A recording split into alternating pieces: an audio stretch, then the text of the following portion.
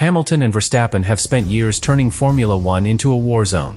But in Austria, something happened that made both of them look in the same direction. Mercedes. The FIA discovered alarming Mercedes data, drivers started pushing back, and suddenly the paddock was facing a question no team wants to hear. Was Mercedes just faster, or did the numbers reveal something the sport was never supposed to find? Because this is not only about one race. It is about trust. Trust that the car beside you is legal. Trust that the result on the screen is real. Trust that the FIA can catch the difference between genius engineering, a dangerous loophole, and something that crosses the line. And here is the terrifying part. If Mercedes broke the rules, the fallout could shake the grid. But if Mercedes did not break the rules, and the data exposed a blind spot in the regulations, the problem may be even bigger. Because then every team has to ask the same question. How long has that door been open? Hamilton knows how serious that is. Verstappen knows it too. And when two of Formula One's most powerful voices are tied to the same revolt, the FIA cannot hide behind vague answers. Because Austria may not have exposed a Mercedes problem. It may have exposed a Formula One problem. Subscribe to the channel. Austria became the kind of weekend where Formula One stopped arguing about lap times and started arguing about trust. At first, it looked like a normal performance mystery. Mercedes seemed to have something the rest of the paddock wanted explained. A pattern.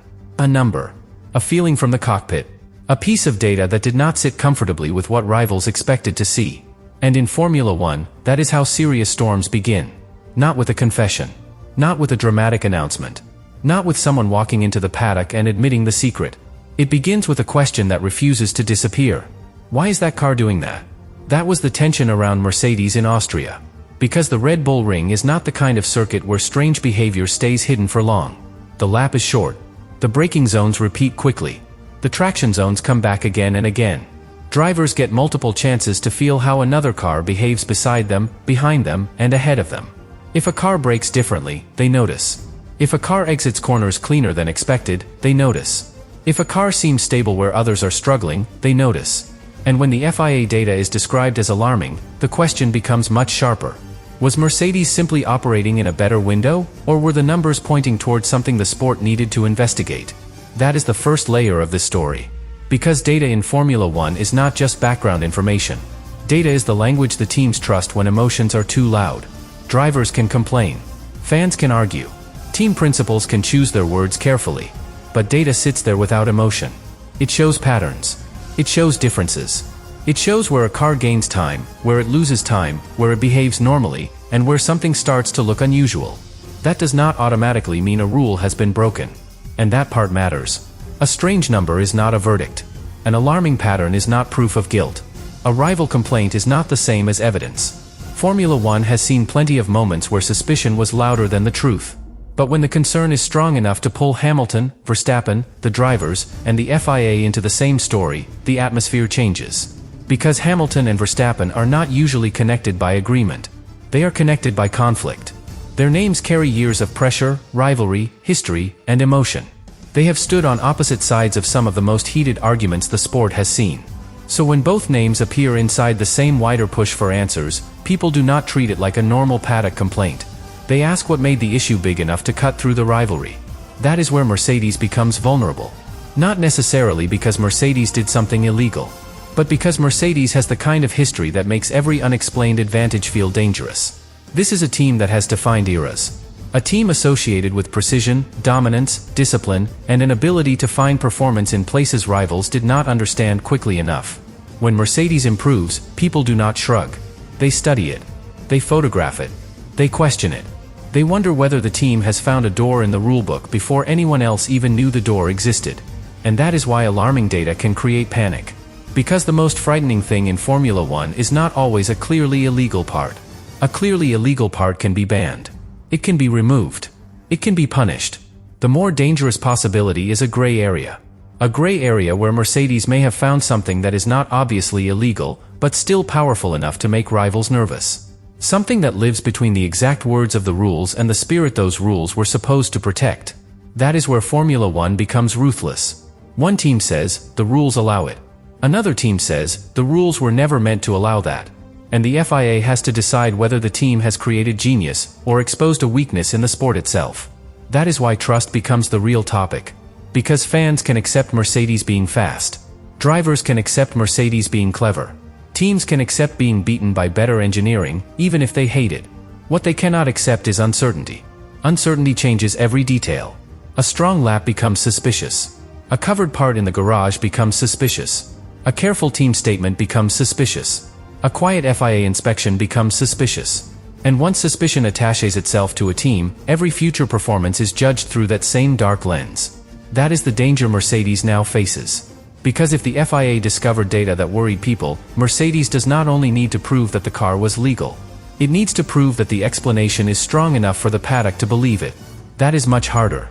Formula One is full of brilliant ideas that look suspicious at first. The best teams do not win by being obvious. They win by finding tiny advantages. They win by understanding airflow, tires, braking, energy, temperatures, and vehicle behavior more deeply than their rivals. They win by taking a rule everyone else read one way, and finding a second meaning inside it. That is the game. But the game only works if everyone trusts the referee. And Austria has now put that referee under pressure.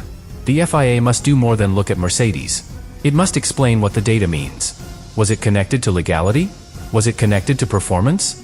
Was it an unusual pattern with a simple explanation? Was it something the rules already covered? Or was it a warning that the regulations are not strong enough for the cars teams are building now?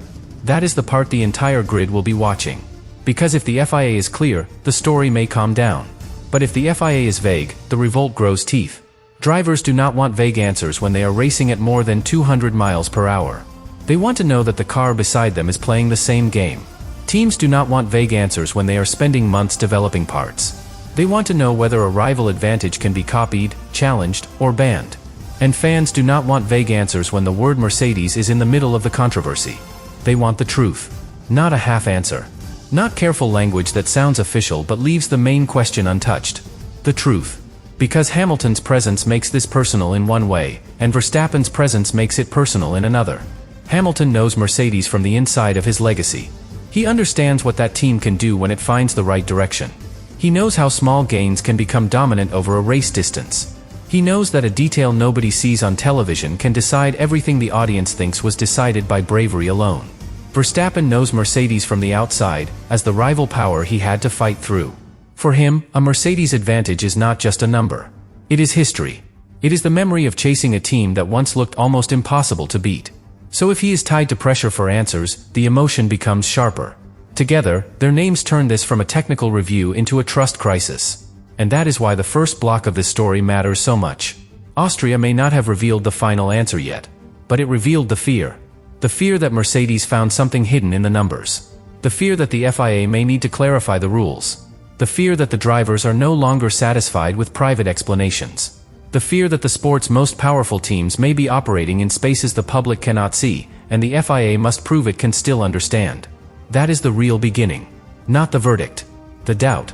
Because once doubt enters Formula One, it travels faster than any car on the grid. It follows the next Mercedes upgrade. It follows the next sudden improvement. It follows every onboard clip where the car looks unusually strong. It follows every rival comment that sounds carefully worded. It follows every FIA check that fans turn into a clue. And for Mercedes, that is the nightmare. You can fight a slow car with upgrades. You can fight a bad weekend with setup changes. You can fight a rival with strategy. But fighting doubt is different.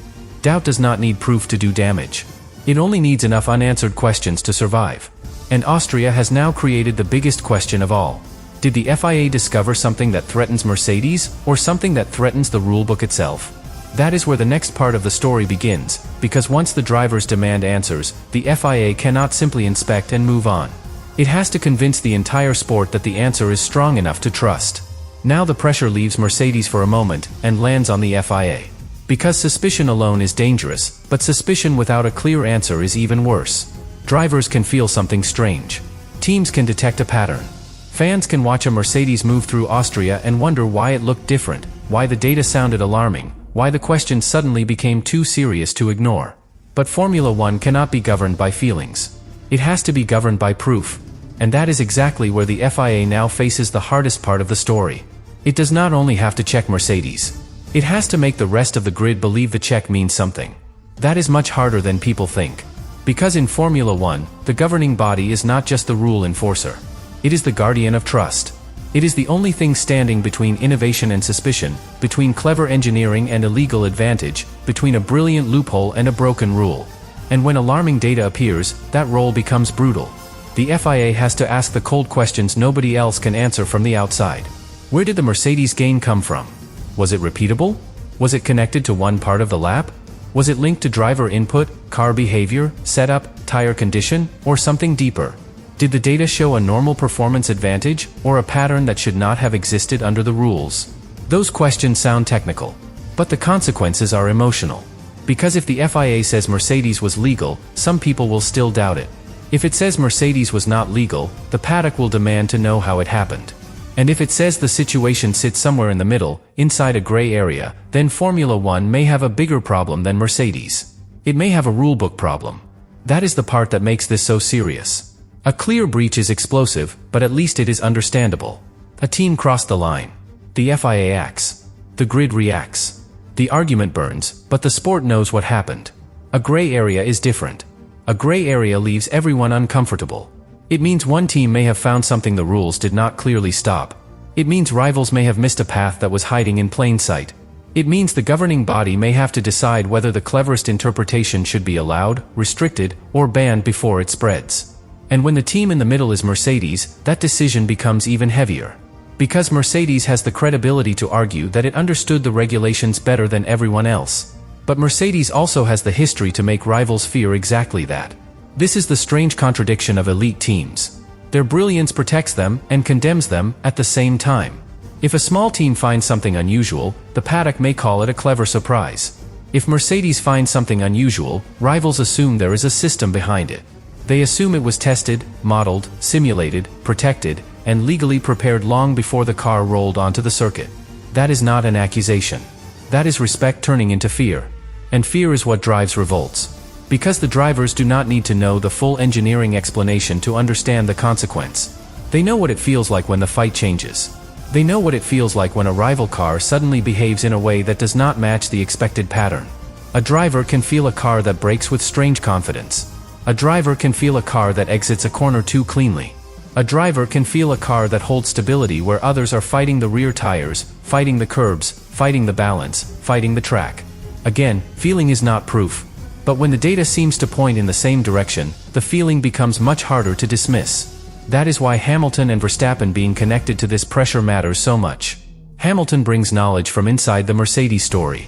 He knows what the team is capable of when it finds something small and turns it into a race weapon. He knows how a gain that looks tiny on paper can become enormous over distance. A fraction here. A fraction there. A little more confidence under braking. A little more stability through a corner.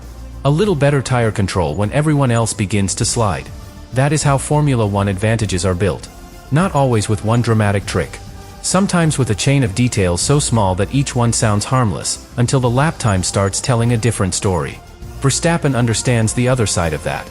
He understands what it feels like to race against a Mercedes that has found confidence. He knows the danger of letting a rival advantage go unexplained. He knows that if a team discovers something powerful in Austria, it may not stay in Austria. It could travel to the next race. It could shape future upgrades. It could force other teams to change development paths.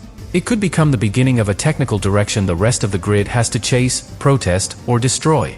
That is why the FIA cannot afford a weak explanation.